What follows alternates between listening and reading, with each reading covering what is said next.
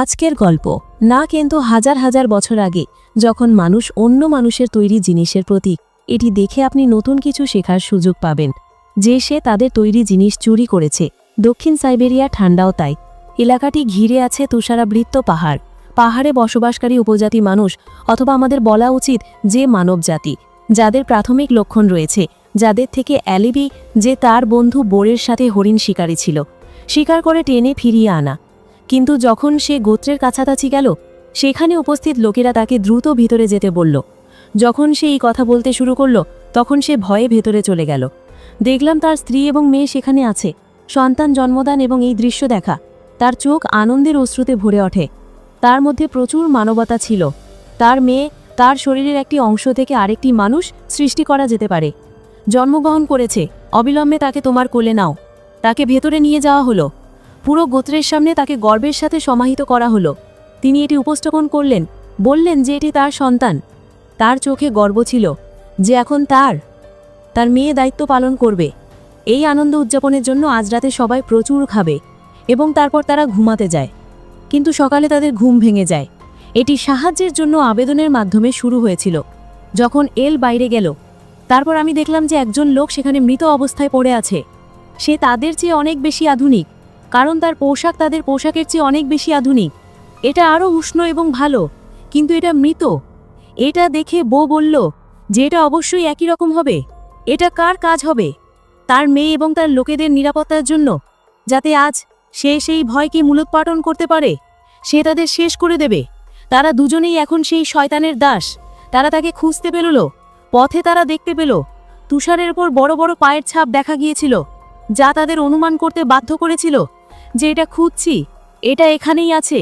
অনেক পরিশ্রমের পর অবশেষে আমি সেই শয়তানটিকে খুঁজে পেয়েছি, যে আসলে পোলার ছিল। এটি একটি বিয়ার ছিল, যার আকারে অনেক বড় ছিল। এই কারণেই সবাই তাকে এত ভয় পেত। হ্যাঁ, কিন্তু আজ হিসাব মিটিয়ে ফেরার সময়। এই জন্যই আমি সামনে থেকে আক্রমণ করতাম এবং সুযোগটি কাজে লাগিয়ে বোর পেছন থেকে আক্রমণ করে। কিন্তু আজ তার দিন ছিল না, কারণ বিয়ার, সে তার উপরে উঠে তাকে প্রচণ্ড মারধর করে, আঘাত করা শুরু করে। কিন্তু সঠিক সময়ে এল এসে তাকে ধাক্কা দিয়ে দূরে সরিয়ে দিল এবং নিজের সাথে লড়াই শুরু করল। দুজনে অনেকক্ষণ ধরে লড়াই করল। একটা সময় এসেছিল যখন আমিও সাহস হারিয়ে ফেলেছিলাম, কিন্তু তারপর সে আমাকে তার পরিবারের কথা বলল। আমি ভাবলাম যদি সে আজ এটা না মারে, তার মেয়ের, তার স্ত্রী বিপদে পড়তে পারে। এই কারণেই সে ছুরিটি হাতে ধরেছিল।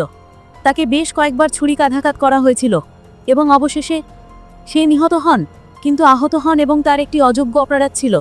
সে অজ্ঞান হয়ে গেছে। এখন তার জ্ঞান ফিরে এসেছে। বিয়ারটা তার গায়ে লেগেছিল, তাই ঠান্ডা লাগছিল। তার ত্বক গরম ছিল বলে সে মারা যায়নি, কিন্তু তার বন্ধু বেচারা ঠান্ডায় কাঁপছে। তাকে শুয়ে থাকতে হত্যা করা হয়েছিল। তাকে মেরু ভাল্লুকটিকে সেখানেই রেখে যেতে হয়েছিল এবং সে তাকে তার গোত্রের কাছে নিয়ে গেল। কিন্তু সেখানে গিয়ে কিছুটা শান্তি অনুভব করল। সে তৎক্ষণাৎ ভেতরে দৌড়ে গেল। দৃশ্যটি তার চোখের সামনে ছিল। এটা খুব যন্ত্রণাদায়ক ছিল। তার স্ত্রী সন্তানকে নিয়ে সম্পূর্ণ ক্লান্ত ছিলেন। কেউ একজন নৃশংসভাবে উপজাতিটিকে হত্যা করেছে। সে এটা ভেতরে রাখল। এদিকে দুজন লোক পেছন থেকে তাকালো। তারই আমাকে শোক করতে হয়েছিল। সময় ছিল না। তারা দুজনেই তাকে আক্রমণ করেছিল। এখন এমন সময় তার ভেতরে রাগ হয়। সে নিজের শক্তিতে দুজনকেই বাঁচিয়েছিল। সে তাকে পরাজিত করেছিল, কিন্তু তাকে হত্যা করেনি। সে তাদের ছেড়ে দিল। সম্ভবত সে এখনও তার পেটে জীবিত ছিল। এই জন্যই সব আশা হারিয়ে গেছে। তার পরিবার, তার মানুষ, সব কিছু। কারণ তার পরিবার, তার মানুষ, সব কিছু, ওগুলো শেষ। তাহলে সে কার জন্য বাঁচবে? সে কার জন্য লড়বে? আর তাই সে তাদের বলল, আমি তাকে চলে যেতে বলেছিলাম। আমি সারা জীবনে কখনো তার কথা ভাবিনি। আমি কখনো কোনো কিছুকে আমার দুর্বলতা বানাইনি।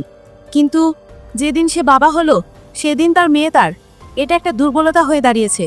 আর আজ সেই কারণেই তার সেই কঠিন চোখে দুঃখের অশ্রু। তার মনে পড়ে গেল 25 বছর আগের একটা দিন, যখন আমার ভাই ওলার সাথে সমুদ্র তীরে বসে আছি। সে মাছ ধরছিল। যখন সে বন থেকে কিছু একটা দেখতে পেল, যখন কণ্ঠস্বর এলো, তারা দুজনেই সেই কণ্ঠস্বর অনুসরণ করল। সে সেখানে দৌড়ে গেল এবং একটি মৃতদেহ দেখল, যার গলায় একটি বাঁশি ছিল, যা এল নিয়েছিল এবং এটি তার বাবাকে দিয়েছিল, যিনি একটি অজ্ঞাত রোগে ভুগছিলেন, লড়াই করছিলেন।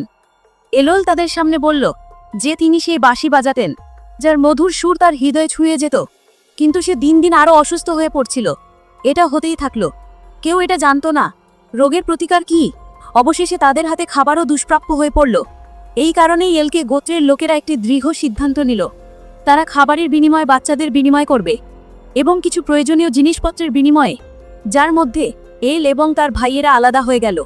কিন্তু এলের সাথে বোর নামের একটি ছেলের দেখা হয়, যে এগিয়ে গিয়ে তার আমি একজন ভালো বন্ধু হয়ে গেলাম। কিন্তু আজ তার সাথে কেউ নেই।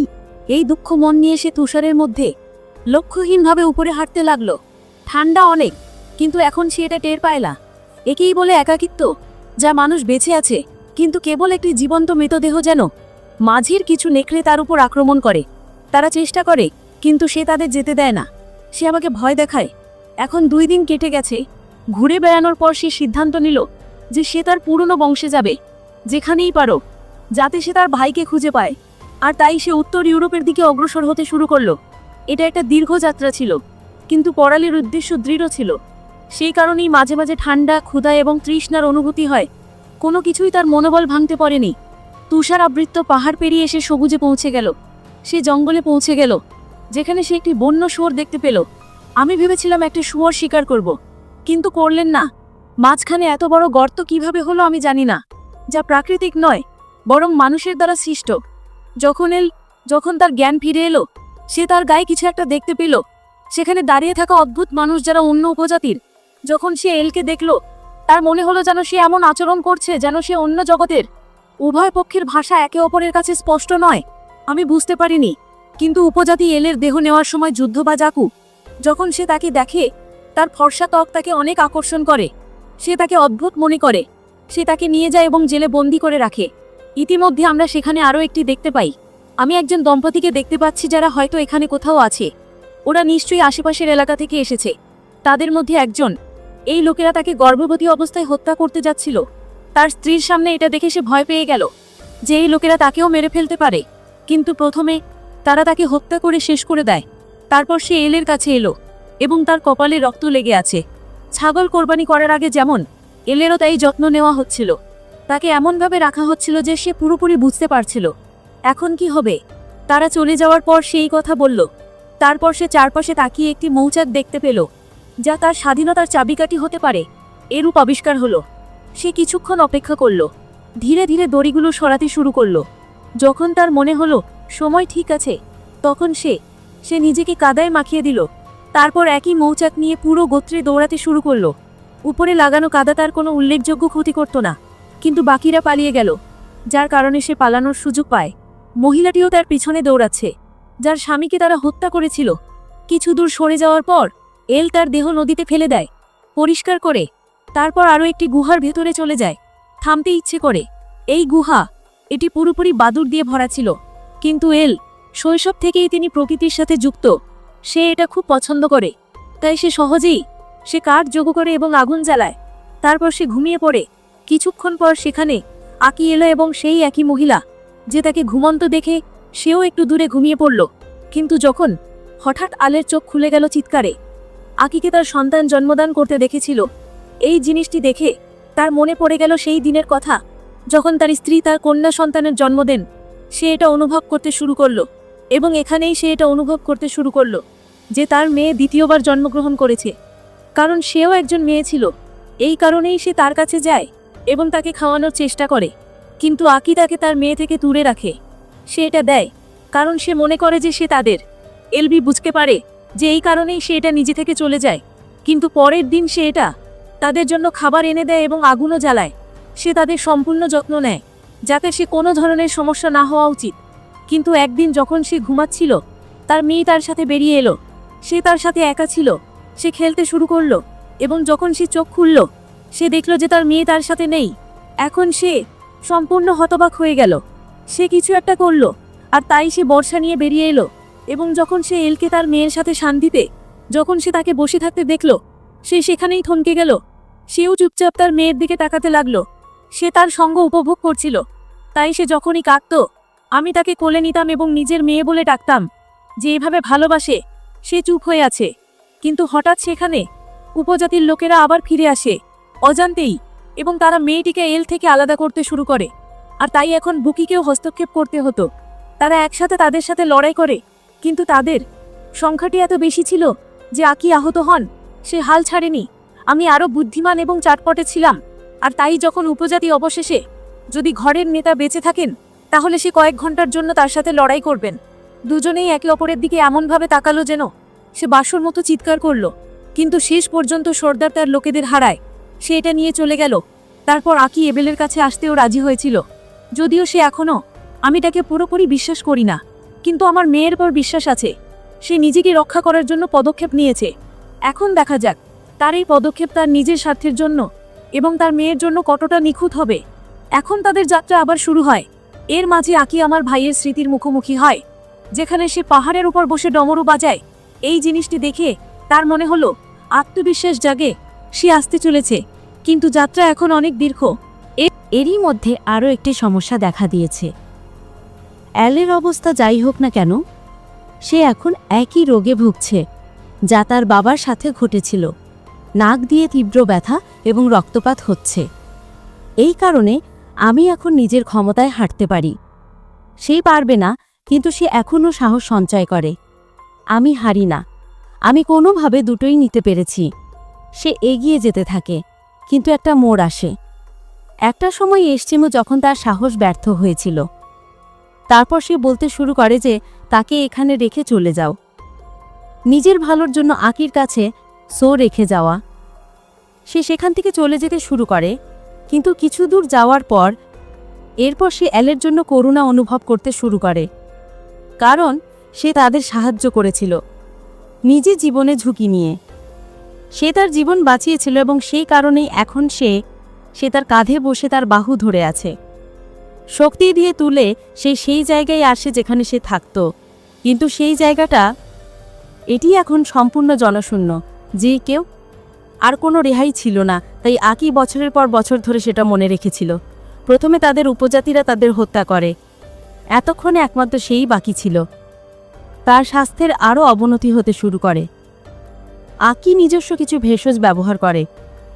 সে তাকে খাওয়ায় যাতে সে ধীরে ধীরে সময়ের সাথে সাথে এটি ভালো হতে শুরু করে। দুজনেই একসাথে ভালো সময় কাটায়। যেমন অ্যাল ফাদের খাবার এনে দিত, আকি এখন অ্যালের জন্য খাবার আনছে। একদিন যখন সে তার পুরনো সত্তাকে সম্পূর্ণরূপে হারিয়ে ফেলে, সে জানে যে সে আবার ক্ষমতায় ফিরে আসে। সে খুশি যে রোগের ওষুধ উপজাতিটি আজ পর্যন্ত সেই রোগটি খুঁজে পায়নি। আকির একটা প্রতিকার খুঁজে পেয়েছে। সে তাকে পাতাগুলো দেখাতে বলে।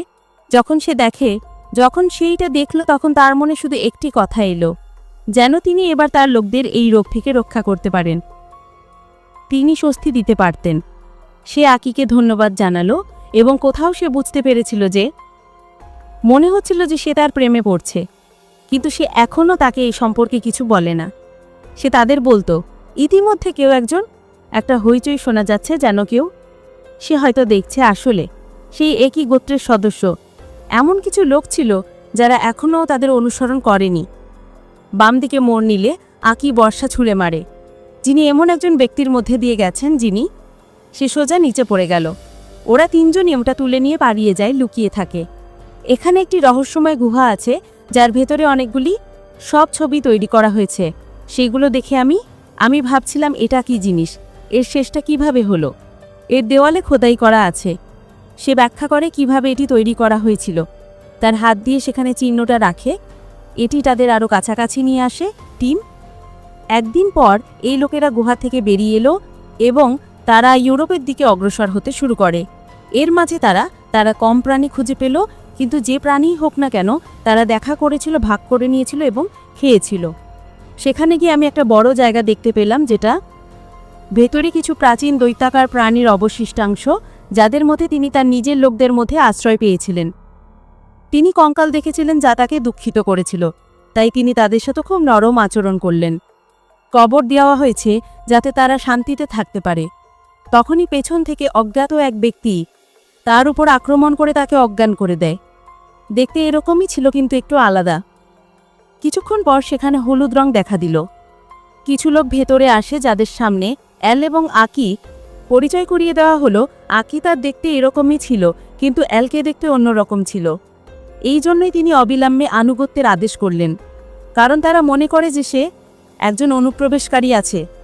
কিন্তু সে আকির সামনে হাজির হয়, সে গিয়ে বলে তাকে হত্যা করো না, কোনো কিছু ভুল নেই, যেতে দাও। এই বলে সে নিজেই এলকে তাড়িয়ে দেয় এবং সেখানেই থাকে। আর এই জিনিসটা এলের খুব খারাপ লাগছে। সে তো আছেই, কিন্তু সে যাই হোক, কিন্তু যেতে যেতে সে তার ভালুকে চামড়া নিল, তাকে ফেলে দেয় যাতে তাকে তার মেয়েকে দিতে হয়। সারা রাত সে বাইরে বসে রইল নিজেকে গরম রাখার জন্য, কিন্তু সেই সময় তিনি একা ছিলেন না, বরং তার সাথে তার ভাইয়ের স্ত্রী ছিল, যার সাহায্য তিনি সেই অন্ধকার রাত পার করেছিলেন। সকাল হলে সে আবার রওনা দিল আমার যাত্রার জন্য, কিন্তু এবার আমি একা ছিলাম, কিন্তু বেশি দিনের জন্য নয়, কারণ কিন্তু আকি তাকে খুঁজে পেয়েছে। যদিও সে রেগে গেল, কিন্তু যখন আকি তার হাতের শপথ নিল, যখন আমি ভানিকে রাখলাম, তখন তার সমস্ত রাগ ঠান্ডা হয়ে গেল। এটা হয়ে গেছে, এখন দুজনেই একে অপরকে ভালোবাসে। এই কারণেই আকি তার জীবনের চেয়েও বেশি ঝুঁকি নিয়েছিল। সুন্দর জিনিসটা এলের হাতে তুলে দিলাম দুজনেই। এবার আসুন আমরা আমাদের মন স্থির করি, যে কোনোভাবে আমাকে আমার ভাইয়ের কাছে যেতে হবে। এরই মধ্যে অনেক জায়গায় সে থেকে গেল, এবং এই সময় এল তাকে অনেক কিছু শিখিয়েছে, যাতে সে নিজেকে অনুভব করতে পারে তিনি যেন তোমাকে রক্ষা করেন, তিনি যেন এই দীর্ঘ যাত্রায় না যান। অনেক বাধা ছিল, কিন্তু এলের আত্মা সে তাকে কখনো থামাতে দেয়নি। দুজনই এগিয়ে গেল, তারা পোড়া বনে পৌঁছালো। কিন্তু আকি এখন ক্ষুধার্ত, তার দুধ নেই, না সে তার মেয়েকে খাওয়াতে পারত। যখন সে শিকারে যায়, তার ঘোড়ার প্রয়োজন। একটি পাল দৃশ্যমান ছিল, যার মধ্যে একটি ঘোড়াও ছিল।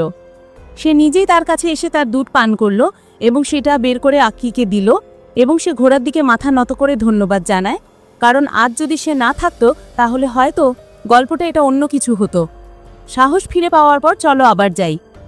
অবশেষে আমরা সেই জায়গায় পৌঁছে গেছি। তারা সেখানে যায় যেখানে এলের উপজাতি বাস করত। এল তার সঙ্গীকে একটি পাথরের ওপর দেখতে পায়। সে তার দিকে দৌড়ে গেল, কিন্তু যখন আমি কাছে গেলাম, সে মৃত। শুধু সে নয়, তার আশাও মরে গিয়েছিল। সত্যি এই পৃথিবীতে সেই একমাত্র তুষার মানব। সে তার ভাইকে জড়িয়ে অঝরে কাঁদে এবং একটি অদ্ভুত সিদ্ধান্ত নেয়। একই পাহাড়ের ধারে বাঁশি বাজাচ্ছিলাম যেখান থেকে, শেষ মুহূর্তে সে তার ভাইকে দিল, এবং তারপর আমি পাহাড় থেকে লাফিয়ে পড়ার সিদ্ধান্ত নিলাম। কিন্তু তখন আকি ভানিকে নিয়ে সেখানে পৌঁছায়। হ্যাঁ, সে তার ভালোবাসার কথা স্বীকার করল। সে বলল যে সে তার কষ্ট বুঝতে পারে, কিন্তু যদি সে চলে যায় তাহলে তাদের দুজনেরই কি হবে? কথাই এতিম হয়ে যাবে। আকির মুখ থেকে এই শব্দ বেরিয়ে আসা মাত্র সে এক পা পিছিয়ে গেল। এটি তাদের একটি পরিবার হতে বাধ্য করে। তিনজনে একে অপরকে মেনে নিয়েছিল। সে সেখানে একটি ছোট বাড়িও তৈরি করেছিল। 3 বছর পর ভানি বড় হয়। সে তার দ্বিতীয় সন্তানের প্রত্যাশা করছে। সে খুব খুশি যে এখন সে শেষ লোকটার বেঁচে নেই, কিন্তু তার উত্তরাধিকার বেঁচে আছে। একই সমুদ্র তীরে বেড়ে ওঠা যেখানে সে একসময় ছোটবেলায় থাকত, আজ সে তার পরিবারের সাথে সুখে তার জীবন যাপন করে। এই গল্পটি এখানেই শেষ।